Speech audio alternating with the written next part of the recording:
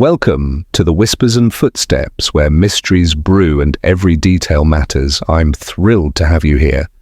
Whether you're a lifelong detective fiction fan or just love a good puzzle, you've found the right place. Before we dive into today's mystery, let me know in the comments, where in the world are you tuning in from? I'd love to see how far our curious community reaches. The lighthouse that never went dark. Hercule Poirot arrived in the coastal town of Greyhaven with the firm intention of doing nothing at all. After several months of exertion, mental rather than physical, for Poirot disliked physical strain, he had decided that rest was not merely desirable, but necessary. Greyhaven, recommended by a lady of excellent judgment, promised sea air, quiet walks, and a complete absence of excitement. It was, Poirot reflected as the train drew in, an attractive little place. The station was small but orderly. Beyond it lay a line of low houses, neat and well kept, their windows turned towards the sea, as though watching it with wary affection. The air smelled faintly of salt and kelp. Poirot inhaled deeply. Yes, he murmured to himself, adjusting his immaculate coat. This will do very well. From the station forecourt, the town rose gently towards the cliffs, and there, dominating everything else, stood the lighthouse. It was an old structure, whitewashed stone, weathered by decades of wind and spray. It rose straight and proud from the edge of the cliff, its lantern room visible even in daylight. Poirot stopped for a moment to look at it. "A sentinel," he said softly. "Always awake." His lodgings were at Seabourn House, a respectable boarding establishment run by Mrs. Harriet Collins, a woman whose manner suggested that nothing improper had ever occurred under her roof, and that if it had, she would have put an end to it immediately. After tea, served precisely at 4, Poirot took a short walk along the cliff path. The sea lay calm below, steel blue and deceptively peaceful. Fishing boats rocked gently in the harbour. Everything spoke of routine, of habit, of lives governed by tides and timetables. You could not ask for a more orderly place, Poirot thought. It was nearly dusk when he heard the news. He was standing near the cliff edge, admiring the view, when 2 men hurried past him, their voices low but urgent. "They found him," one said. "At the lighthouse?" the other replied. Poirot's head lifted slightly. "Yes, at the base of the tower." Poirot turned at once and followed, at a discreet distance, of course. He did not hurry. Haste, he believed, dulled perception. A small crowd had gathered near the lighthouse. Voices were hushed, faces serious. Poirot caught fragments of conversation as he approached. "The keeper, Jonathan Hale. Fell, they say?" Poirot stepped closer and saw a uniformed constable attempting, with limited success, to keep curious onlookers back. At the foot of the lighthouse steps lay a body. The man was middle-aged, plainly dressed, his limbs twisted at an unnatural angle. Even to Poirot's untrained medical eye, it was clear that the neck was broken. Death had been swift. A police inspector, Inspector Robert Bell, Poirot would later learn, was already present, speaking quietly to a man who appeared shaken and pale. "That's Thomas Reed," someone whispered nearby, "the keeper's assistant." Poirot observed everything. The lighthouse door stood open.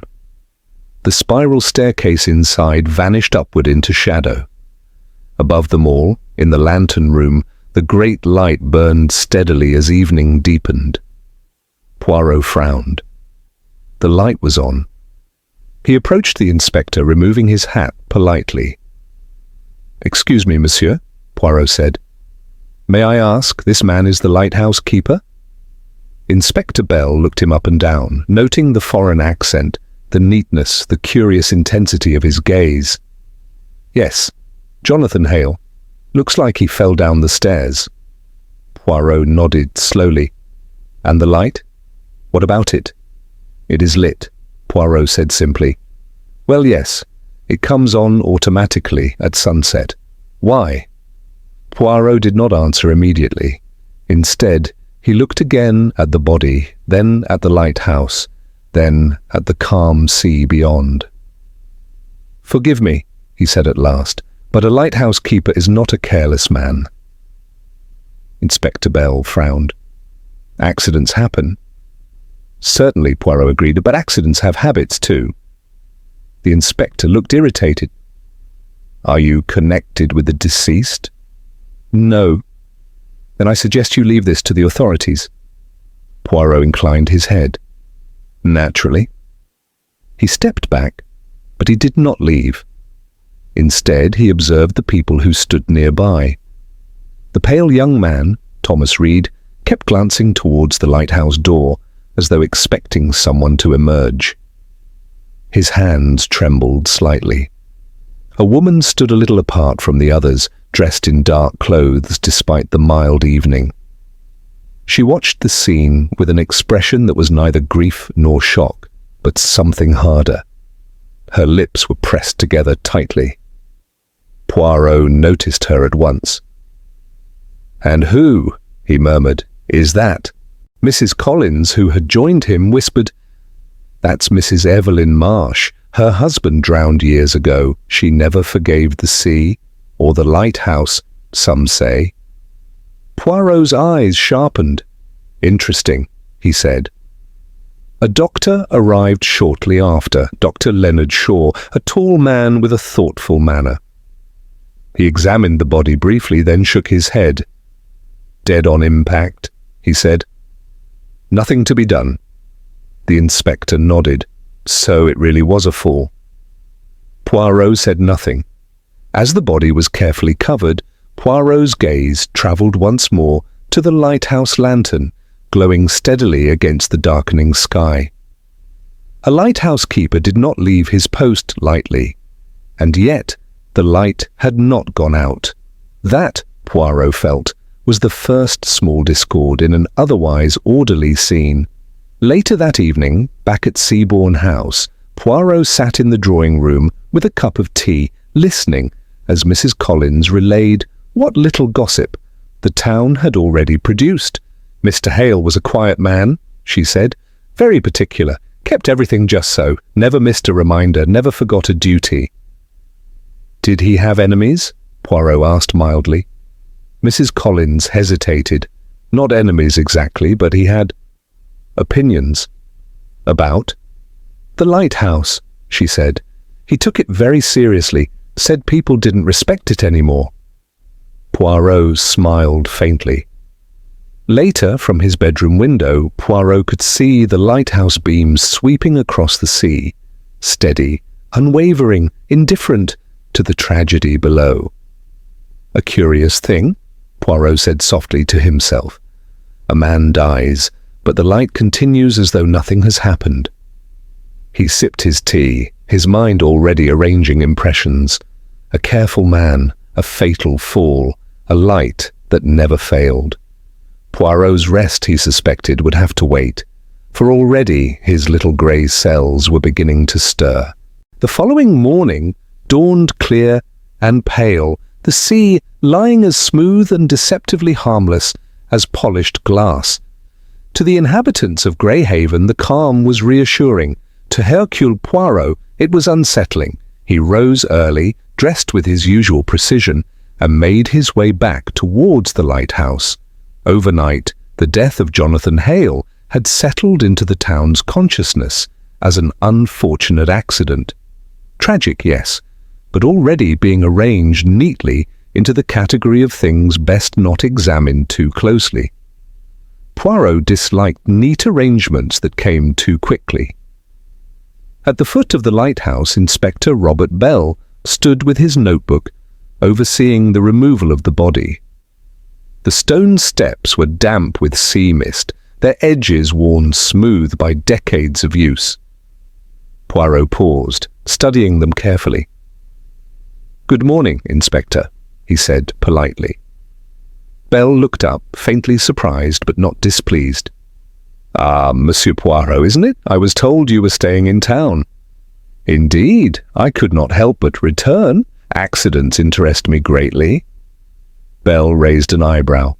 Most people prefer not to think about them. Just so, Poirot replied. That is why they are so dangerous. The inspector gestured towards the staircase. Hale fell from there. Spiral stairs can be treacherous, especially in poor light. Poirot inclined his head. May I? Belle hesitated, then shrugged. I see no harm. Poirot placed one hand lightly on the stone wall and began to climb. He did so slowly, counting steps, noting the width, the curvature, the height of the railing. The stairs were narrow, but sturdy. The handrail was firm, polished by use. At the point where Hale was believed to have fallen, Poirot stopped. He looked down. From this height, a fall would certainly be fatal. That much was clear. But Poirot was not interested in what could have happened. He was interested in what usually did. Hale climbed these stairs every day, Poirot murmured. Often at night, often in bad weather. Yes, Belle agreed, that's his job. Poirot turned. And in all those years he never fell? Belle frowned slightly. Not to my knowledge. Poirot nodded and continued upward. At the top, the gallery opened into the lantern room. Sunlight filtered through the great glass panels, illuminating the enormous lens assembly. It was impressive, carefully balanced, precise, demanding constant respect. Poirot walked slowly around it. He noticed at once that everything was in perfect order. Too perfect, perhaps. The floor was clean. The metal fittings gleamed. This was maintained recently, he said. Of course, Belle replied. Hale was meticulous. Poirot did not answer. Instead, he knelt and examined the base of the lens housing. His fingers hovered just above the surface. He did not touch. A man who is meticulous, Poirot said quietly, does not leave work half done, but he also does not over-clean. Belle crossed his arms. Are you suggesting someone else was up here? I am suggesting, Poirot said gently, that the possibility exists. They descended again. Outside, a small group had gathered. Among them was Thomas Reed, pale and tight-lipped, and Mrs. Evelyn Marsh, standing slightly apart, her gaze fixed on the sea rather than the lighthouse. Poirot observed her carefully. She wore black again, not mourning black. Something more deliberate. Poirot approached her. Good morning, madame, he said courteously. You knew Mr. Hale well? She turned slowly. Her eyes were sharp, assessing. As well as anyone in this town, he was devoted to that tower. Yes, Poirot agreed. And you, do you share that devotion? A flicker crossed her face, something like irritation. I respect it, she said, but I do not love it. Poirot inclined his head. Few people love what reminds them of loss. She stiffened, then looked away. Thomas Reed, meanwhile, had been watching them anxiously. Poirot turned to him. You were the assistant, Poirot said. You worked closely with Mr. Hale. Yes, sir? Did he seem troubled recently? Reed hesitated. He was, preoccupied, said someone had been interfering. Interfering how? Reed shook his head. He wouldn't say. Poirot thanked him and stepped back. Inspector Bell closed his notebook with a decisive snap. I see no reason to suspect foul play, he said. A fall, unfortunate, but simple. Poirot smiled faintly.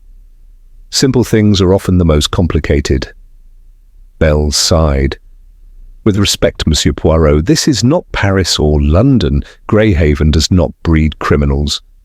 Poirot's eyes twinkled. Criminals, Inspector, are not bred. They are made by fear, by resentment, by opportunity. Bell looked unconvinced. Later that afternoon, Poirot returned to Seabourne House. Over tea, Mrs. Collins chattered nervously. They say poor Mr. Hale must have slipped, she said. Still, it's odd, isn't it? Him of all people. Very odd, Poirot agreed. That evening, as dusk fell, Poirot stood once more on the cliff path.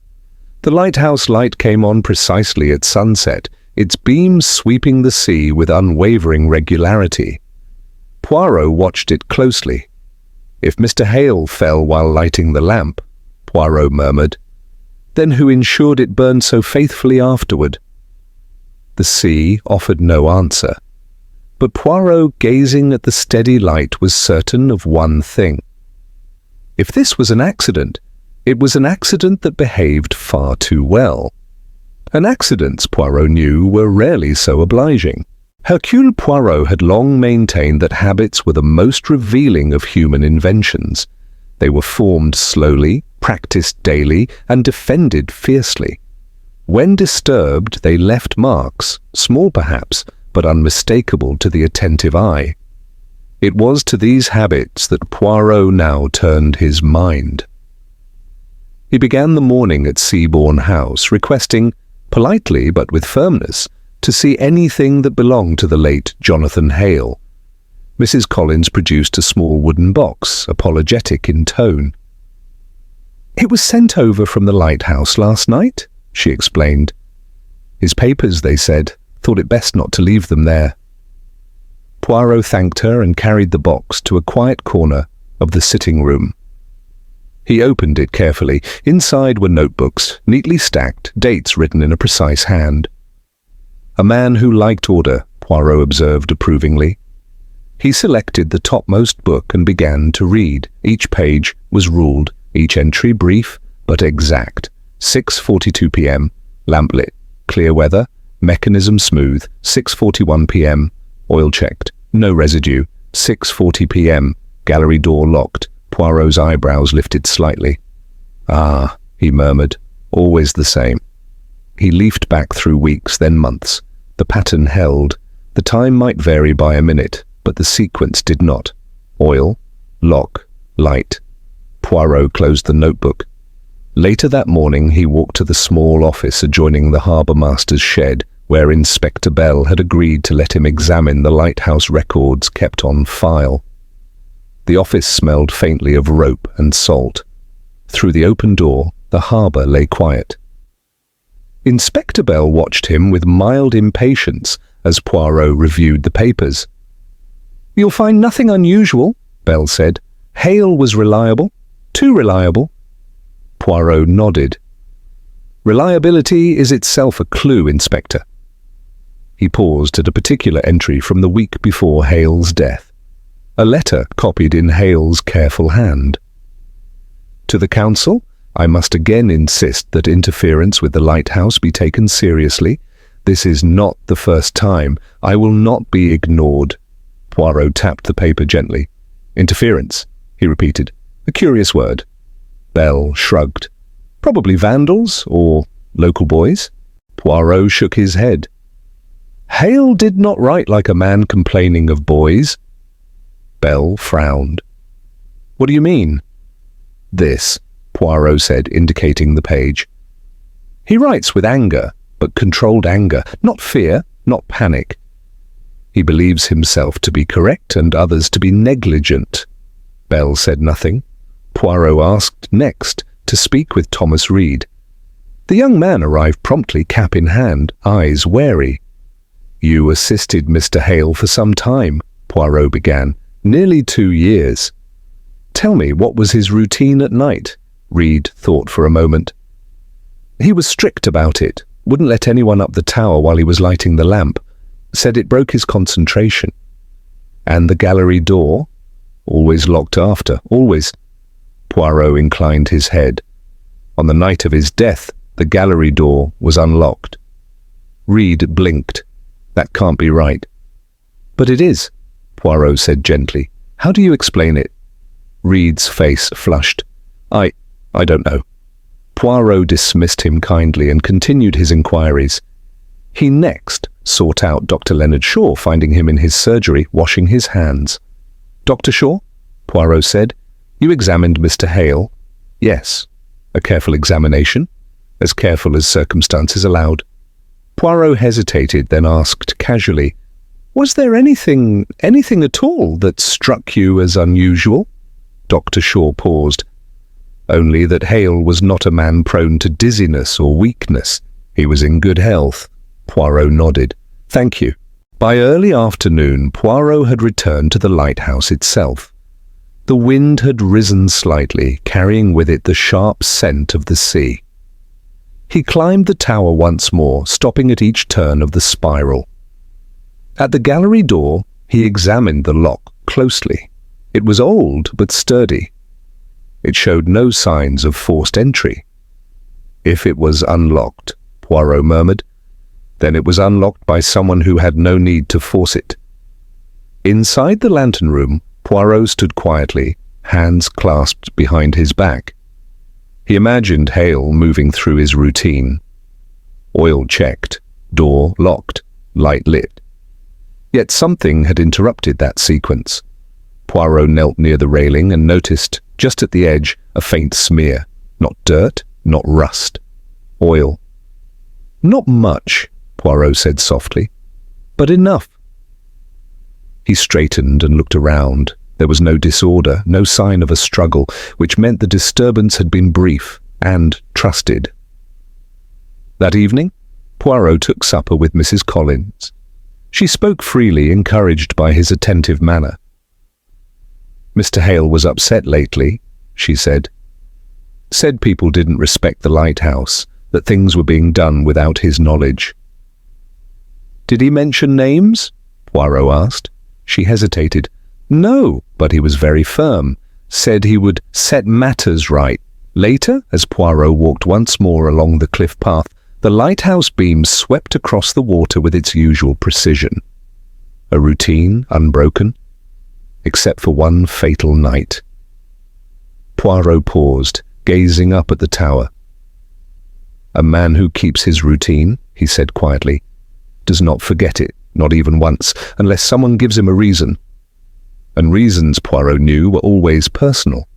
The routine had been broken, and in that break lay the truth.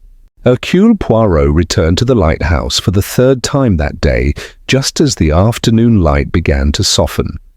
The sun hung low over the sea, turning the water a pale silver and casting long shadows across the rocks below the cliffs.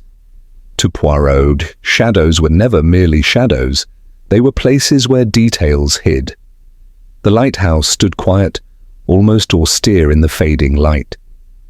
Its whitewashed walls bore the scars of years, salt, wind, neglect, but its posture remained upright, disciplined, like its keeper had been. Poirot paused at the door before entering. He had learned, through long experience, that places spoke. One only had to listen properly. Inside, the spiral staircase rose in familiar curves. Poirot climbed slowly, his hand gliding just above the stone, careful not to disturb anything unnecessarily. He stopped midway, where Jonathan Hale was believed to have fallen. The inspector's conclusion, that Hale had slipped, was simple. Too simple. Poirot did not care for simplicity when it arrived uninvited. He continued upward and emerged once more into the lantern room. The great lens dominated the space, a magnificent construction of glass and brass, precisely aligned, painstakingly balanced. It caught the dying sunlight and fractured it into 1,000 pale reflections. Poirot stood very still, observing. Something was wrong, not dramatically wrong, not enough to attract attention at a glance. But Poirot's little grey cells stirred uneasily. He walked slowly around the lens housing. The metal base gleamed, the glass was spotless. Too spotless, Poirot murmured. Jonathan Hale was a careful man, yes, but not vain. He cleaned what needed to be cleaned. He did not polish for admiration. Poirot bent slightly, his eyes narrowing. At the lower edge of the lens mechanism, where it joined the rotating base, he noticed again the faint smear he had seen before. Oil, clear, fresh. He straightened. The lighthouse mechanism required oiling only once a week, and that task was logged carefully. Hale's notebook had confirmed it. Yet the oil here was recent. Too recent. Someone had adjusted the lens assembly after Hale's last recorded entry. But why? Poirot moved to the control panel and examined the switches. Everything was in working order. The lamp had come on at precisely the correct time. The rotation had not faltered. The light had done its duty. And that, Poirot thought, was precisely the problem. If Jonathan Hale had been interfered with while lighting the lamp, if he had fallen before completing his work, the light should have failed or at least flickered. But it had not, which meant that whoever interrupted him had allowed the light to be lit, allowed it, or ensured it. Ah, Poirot said softly. Voila! He descended once more, deep in thought, and nearly collided with Inspector Bell at the base. Back again? Bell asked, not unkindly this time. You must find this place fascinating. I find it honest, Poirot replied. Machines are honest, people less so. Bell sighed. We've gone over everything, no sign of tampering. Poirot smiled faintly. On the contrary, Inspector, there is every sign of tampering. It is simply discreet. Bell folded his arms. Go on. The light did not fail, Poirot said. Yet the man who maintained it did.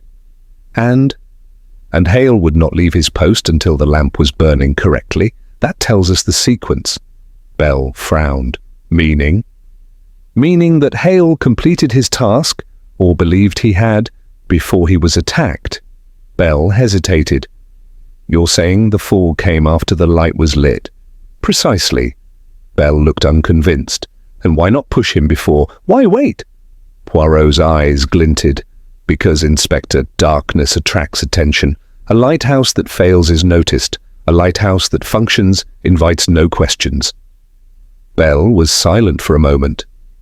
Later that afternoon, Poirot encountered Mrs. Evelyn Marsh near the cliff path.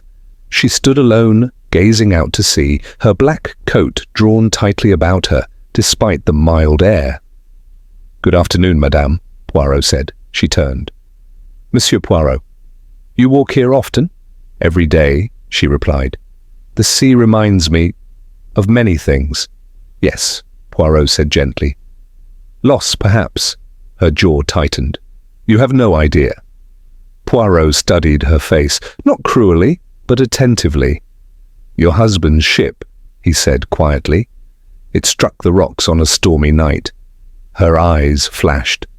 The light failed, so I have heard. For 6 minutes, she said sharply. 6 minutes was all it took. Poirot nodded. And since then you do not trust the lighthouse. I do not trust anything that pretends to protect, she replied bitterly. Poirot did not argue. Instead, he said softly, Did Jonathan Hale know this? She stiffened. What do you mean? He knew many things, Poirot said, and he took his duty very seriously. Mrs. Marsh looked away. He was obsessed. Obsessed men, Poirot replied, are often very close to the truth. She left him abruptly. Poirot watched her go, his expression unreadable. That evening, Poirot dined quietly at Seabourne House. Mrs. Collins, bustling nervously, mentioned that Dr. Shaw had been at the Lighthouse again that afternoon. Just to check on things. Poirot looked up. Again? Yes, the council asked him to make sure everything was in order. Of course, Poirot murmured. Later, Poirot stood by his window, watching the lighthouse beams sweep across the water with mechanical perfection. It did not hesitate, it did not falter, but Poirot knew now that perfection itself could be deceptive. The light that should have failed, he said softly, did not. And that tells me more than if it had. Somewhere between the lens and the sea lay a decision, a conscious choice to maintain order, to keep appearances intact, even at the cost of a man's life. Poirot straightened his jacket and turned away from the window. The mystery was no longer merely about how Jonathan Hale died. It was about why the light was allowed to live. Hercule Poirot had always believed that fear, properly understood, was one of the most revealing emotions of all. Love might deceive itself. Anger might disguise its true cause. But fear was economical. It clung only to what truly mattered. It was therefore with great interest that Poirot arranged a private conversation with Mrs. Evelyn Marsh. They met that afternoon in the small sitting room of Seabourne House. Mrs. Collins, sensing gravity in the air, had withdrawn discreetly, leaving behind a tray of tea arranged with excessive neatness. The curtains were half drawn. Outside, the sea muttered softly against the rocks, a sound that seemed to follow Mrs. Marsh wherever she went. She sat very straight in her chair, gloved hands folded in her lap, her expression controlled to the point of rigidity. "You wish to speak with me, Monsieur Poirot?" she said. "Yes, madame. Thank you for agreeing." Poirot poured the tea himself carefully, ensuring that each cup was filled to precisely the same level. He handed one to her and took the opposite chair. For a moment, neither spoke. Poirot watched her closely, not her words, but the way her fingers tightened slightly around the porcelain, the way her gaze avoided the window that faced the sea. "You do not like the lighthouse?" Poirot said at last, conversationally. Mrs. Marsh stiffened. "That is hardly a secret."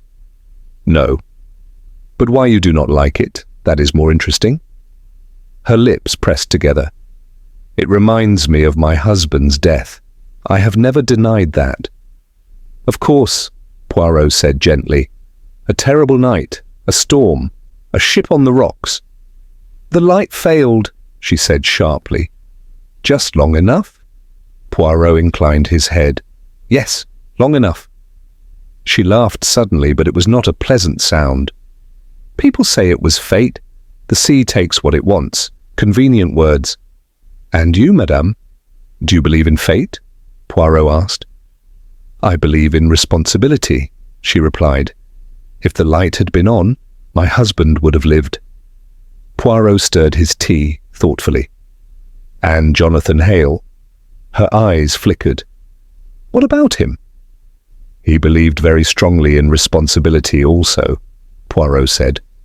"He believed that the lighthouse must never fail." Mrs. Marsh did not answer. Poirot leaned forward slightly. In fact, he believed it so strongly that he was prepared to make accusations. Her teacup rattled faintly against the saucer. "You are suggesting—" she began. "I am suggesting nothing," Poirot said calmly. "I am merely observing that Mr. Hale had discovered something about the past, something connected to that night." Mrs. Marsh rose abruptly and crossed to the window, her back to Poirot. "He had no right," she said, "no right to dig up old pain." "Truth," Poirot said softly, "often digs without asking permission." She turned back slowly. Her composure had cracked, not shattered, but fractured like glass under strain.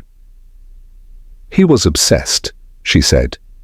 "That man lived for the lighthouse. He cared more for it than for people." Poirot nodded. "Sometimes people care most for what gives their lives meaning." She said nothing more. After a moment, Poirot stood. "Thank you, madame," he said politely. "You have been most helpful." Her eyes followed him sharply. "Helpful how?" Poirot smiled faintly. "By being honest about your fear." He left her standing by the window. That evening, Poirot walked down to the harbour, where Thomas Reed was securing a small boat. The young man looked up nervously as Poirot approached. "You look troubled, Thomas," Poirot said mildly. Reed hesitated. "Everyone is watching everyone now." "Yes," Poirot agreed. "It is uncomfortable, is it not?" Reed swallowed.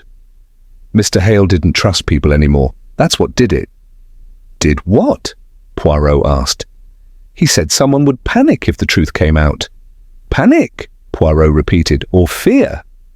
Reed looked startled. "What's the difference?" Poirot smiled. "Fear plans, panic reacts." Reed said nothing, but his eyes shifted uneasily. Later still, Poirot paid a brief visit to Dr. Leonard Shaw, who was closing his surgery for the night. "You have known Mrs. Marsh for many years?" Poirot said casually. "Yes, since before her husband's death." "She is a strong woman." Dr. Shaw hesitated. "She is a woman who learned to survive." "And fear?" Poirot asked. "Does fear survive with her?" Dr. Shaw looked away. "Some fears never leave." Poirot thanked him and walked back along the cliff path as dusk fell. The lighthouse light ignited once more, steady and untroubled. Poirot stopped and gazed at it. Fear, he reflected, was often mistaken for hatred, but fear was more precise. Fear focused the mind. Fear calculated consequences. If Jonathan Hale had uncovered proof, real proof, of what happened years ago, then someone would have been forced to confront a truth they had buried carefully. And buried truths did not stay buried quietly. Poirot turned back toward the town, his step unhurried. Mrs. Marsh's fear was not of the lighthouse, it was of memory. And memory, Poirot knew, was the most dangerous light of all. The fog came in during the early hours of the morning, creeping over Greyhaven with a soft, insinuating persistence. By the time Hercule Poirot rose from his bed at Seabourne House, the town lay muffled and indistinct, its outlines blurred, as though reality itself had decided to be evasive. Poirot, who disliked confusion in all its forms, regarded the fog with mild disapproval. "An atmosphere," he murmured, adjusting his tie with care. "Most appropriate for misdirection." It was shortly after breakfast that Inspector Bell arrived, his expression faintly triumphant. "We've had a development," he announced. "Thomas Reed." Poirot looked up calmly. "Yes?" "His story has changed. He admits now that he argued with Hale the night before his death, about the lighthouse, about his job." Poirot folded his napkin precisely. "I see." Bell leaned against the sideboard. "He stood to gain, Poirot. Hale dies, Reed is next in line." "Indeed," Poirot said mildly, "a very tidy motive." "You sound unconvinced."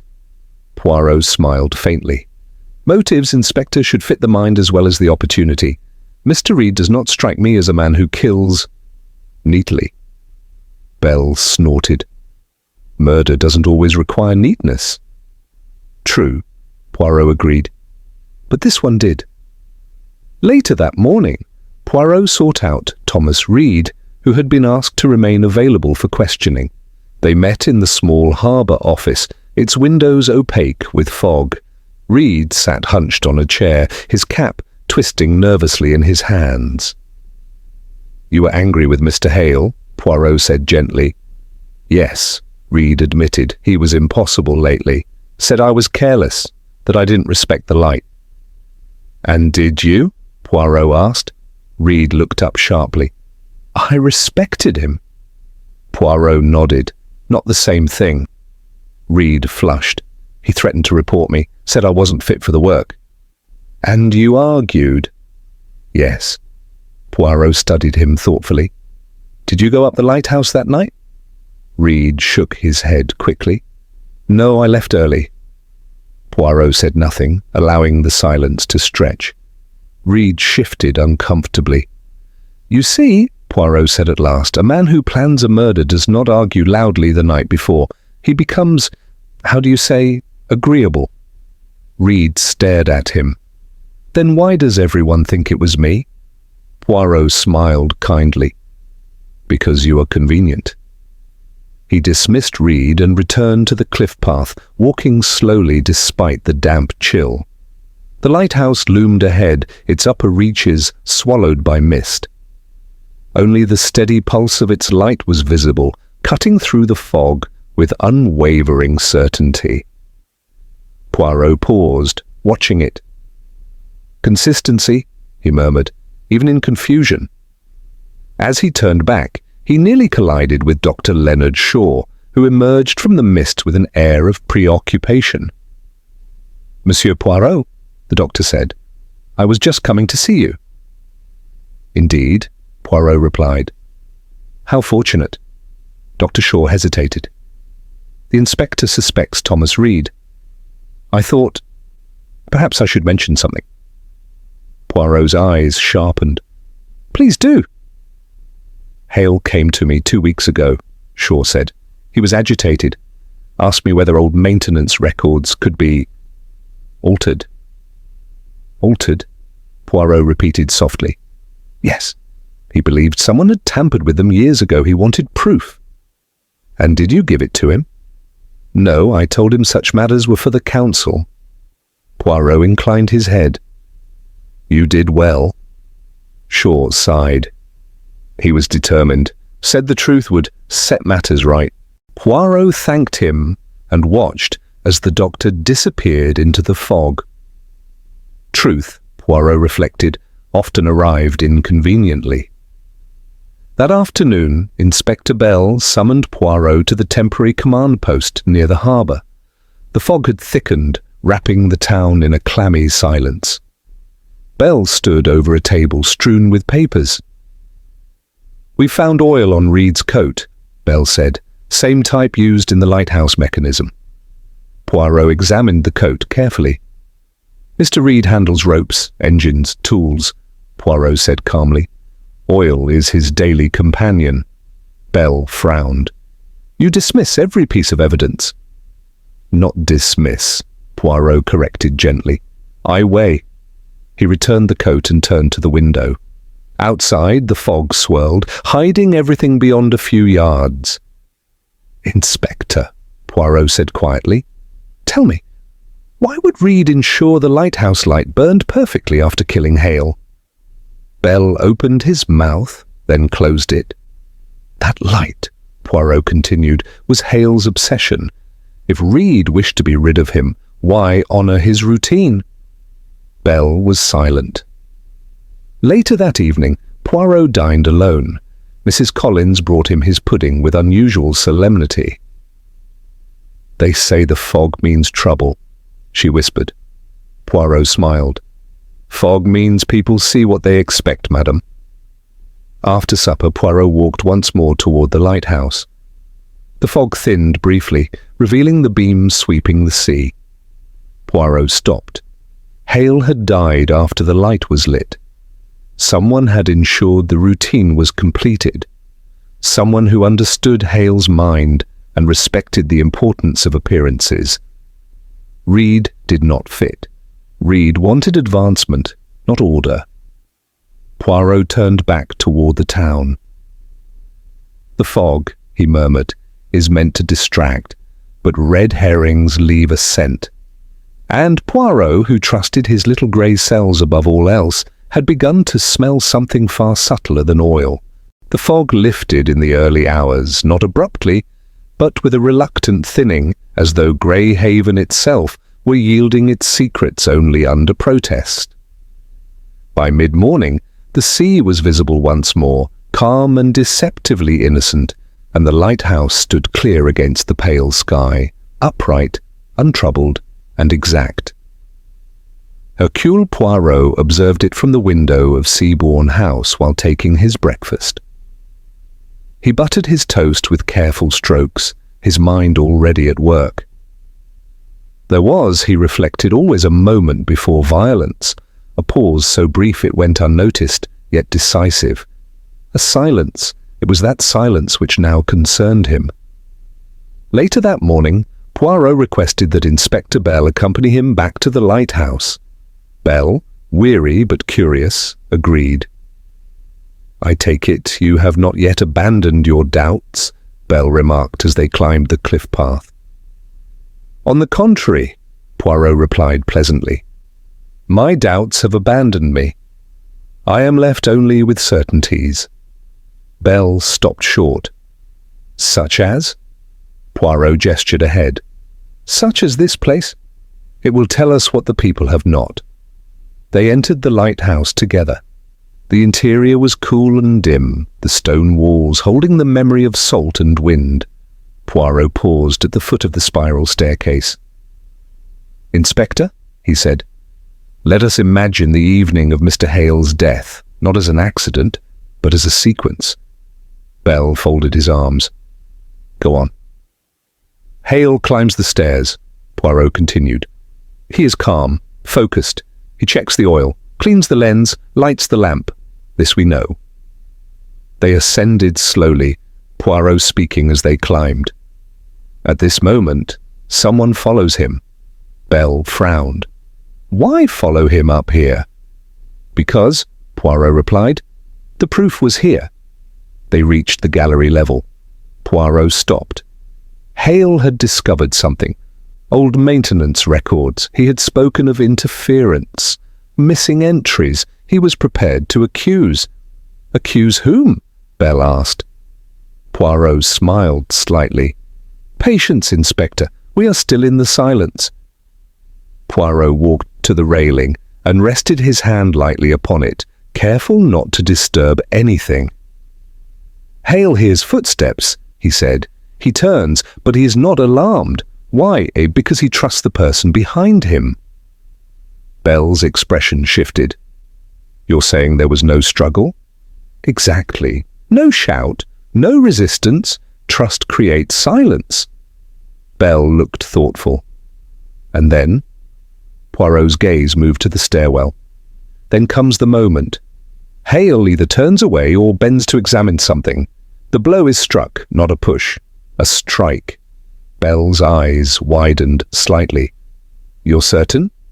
"A push is impulsive," Poirot said softly. "A strike is deliberate, a weighted object, enough force to stun, enough surprise to prevent sound." They descended slowly. At the base, Poirot stopped again. "Hale falls," he said. "The body lands here. The neck breaks. Death is immediate." Bell exhaled.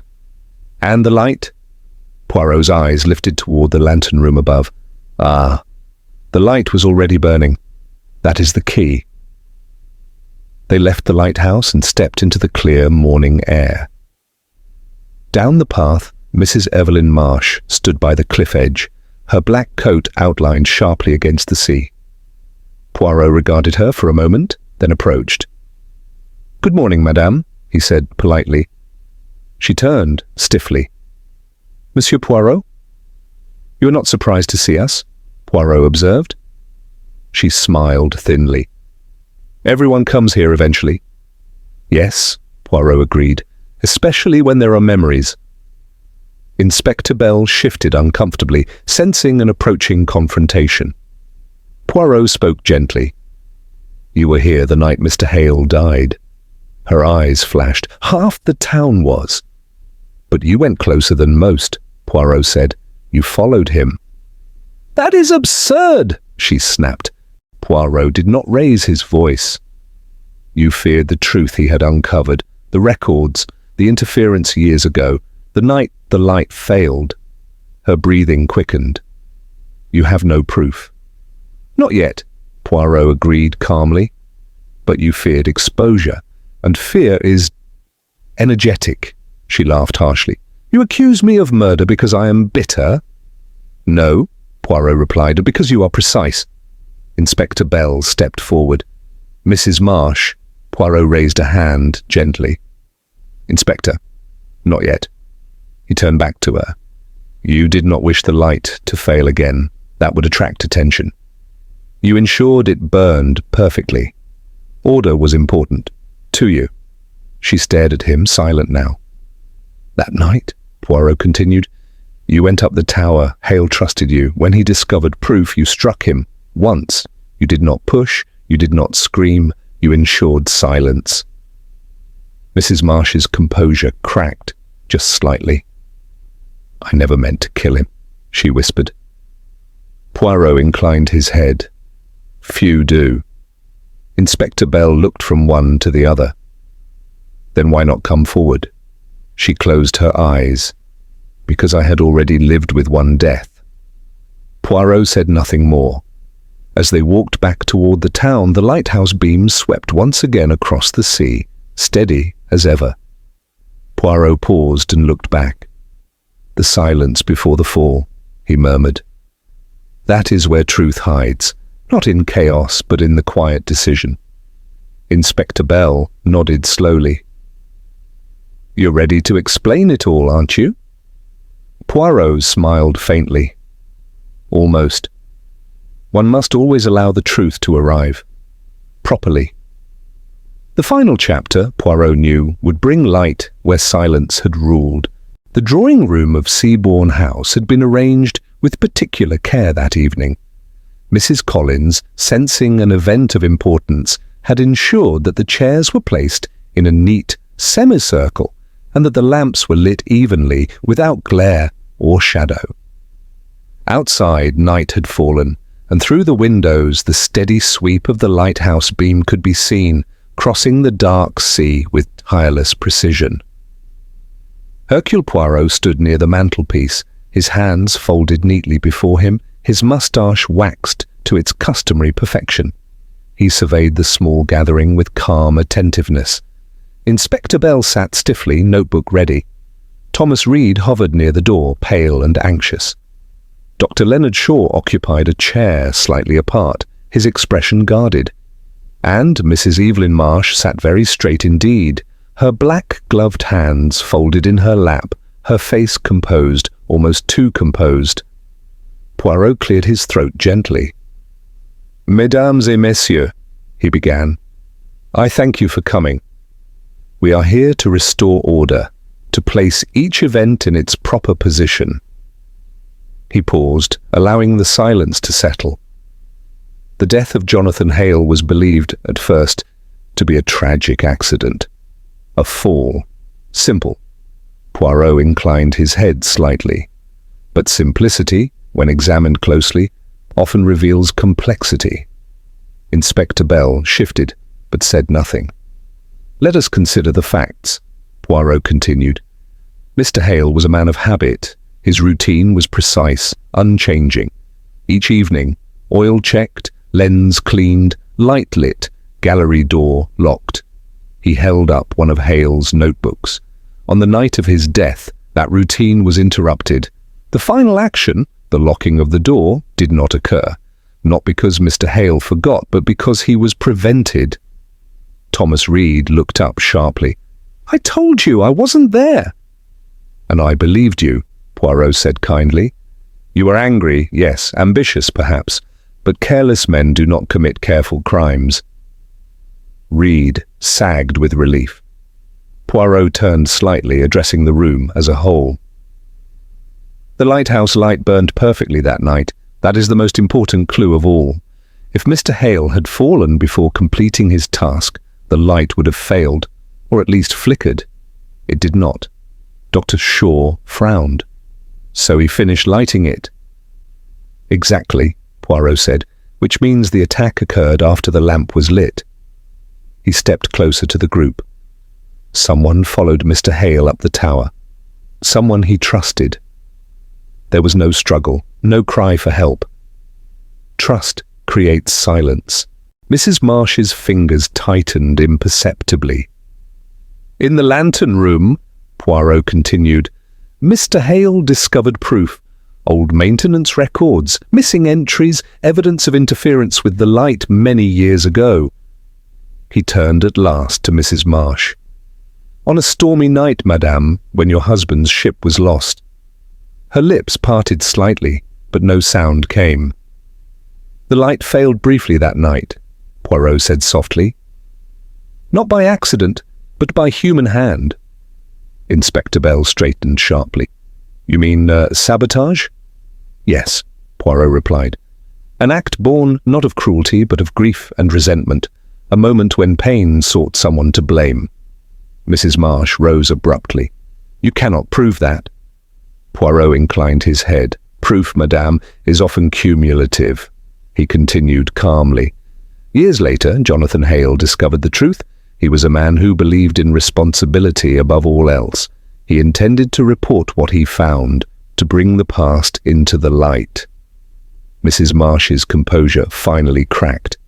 "He had no right." "Truth rarely asks permission," Poirot said gently. He moved closer. "That night, you followed him up the lighthouse. You feared what exposure would bring, not only to your reputation but to your carefully contained grief. Hale trusted you. When he turned away, you struck him, not pushed him, with a weighted hook used for lantern maintenance." A murmur ran through the room. "You ensured the light remained lit," Poirot went on, "because darkness attracts attention, order reassures, a functioning lighthouse invites no questions." Mrs. Marsh sank back into her chair, trembling. "I never meant to kill him," she whispered. "I only wanted him to stop." Poirot nodded sadly. "Few murderers intend the full consequence of their actions." Inspector Bell stepped forward. "Mrs. Marsh, you are under arrest." She did not resist. As she was led away, the room felt suddenly emptier. Poirot exhaled softly and turned back to the others. "The lighthouse never went dark," he said, almost to himself, "because someone needed it to remain bright, to preserve the illusion of order." Thomas Reed spoke hoarsely. "So it really wasn't an accident?" "No," Poirot replied. "It was control." Later that night, Poirot stood alone on the cliff path, watching the lighthouse beam sweep across the sea. The wind was gentle now, the water calm. Order had been restored. Poirot adjusted his coat and smiled faintly. "The light," he murmured, "is a promise. And when promises are broken, the little grey cells must ask why." Behind him, Greyhaven slept peacefully once more. Ahead, the lighthouse continued its patient vigil, honest now and unburdened by secrets. And Hercule Poirot, his work complete, allowed himself at last the luxury of rest.